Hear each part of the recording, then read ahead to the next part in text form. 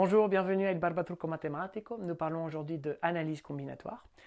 L'analyse combinatoire étudie les configurations de collections finies d'objets.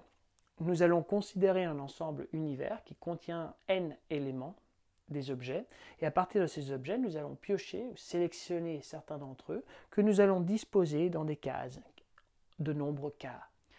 L'analyse combinatoire va étudier toutes les configurations possibles que nous pouvons obtenir en allant justement piocher ces k objets à partir d'un ensemble univers qui en contient n.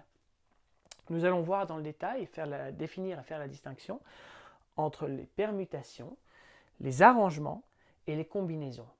Dans les deux cas, sans répétition ou avec répétition, c'est-à-dire dans le cas où les objets qui sont contenus dans notre univers sont tous différents, c'est-à-dire sans répétition, tous différents, donc ils sont discernables les uns des autres, ou bien dans le cas où parmi les objets présents dans l'univers, il y ait des familles, des collections d'objets qui sont entre eux identiques, donc non discernables entre eux. Et c'est le cas avec répétition. Tout d'abord, avant de commencer, il nous faut faire un petit rappel sur la fonction factorielle que nous allons utiliser à plusieurs reprises. La fonction factorielle que nous indiquons avec un point d'exclamation, n factoriel, où n est un nombre entier naturel, c'est le produit des premiers n entiers naturels. Donc n factoriel sera égal à 1 fois 2 fois 3 fois 4, etc., etc., jusqu'à n-1 n.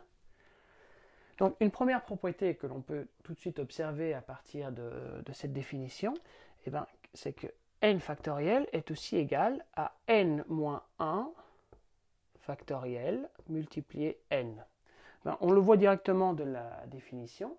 Si nous considérons les premiers n-1 naturels, cette première partie du produit, jusque-là, jusqu'à n-1, c'est n-1 factoriel, parce que c'est le produit des premiers n-1 entiers naturels. Donc nous avons n-1 factoriel, et après il nous reste le facteur, donc n, que nous allons ajouter ici dans le produit. Donc n-1 factoriel multiplié n. Après nous avons que 1 factoriel est égal à 1, et aussi que 0 factoriel est égal à 1. Donc un exemple pour comprendre, mettre en application la fonction factorielle, si nous voulons calculer le 4 factoriel, 4 factoriel, ce sera 1 fois 2 fois 3 fois 4. Donc le produit des premiers 4 entiers naturels. 1, 2, 3, 4. Bon, ça c'est égal à 24. Je vous dis au revoir et à la prochaine vidéo où nous allons commencer à rentrer dans le vif du sujet en parlant de permutation.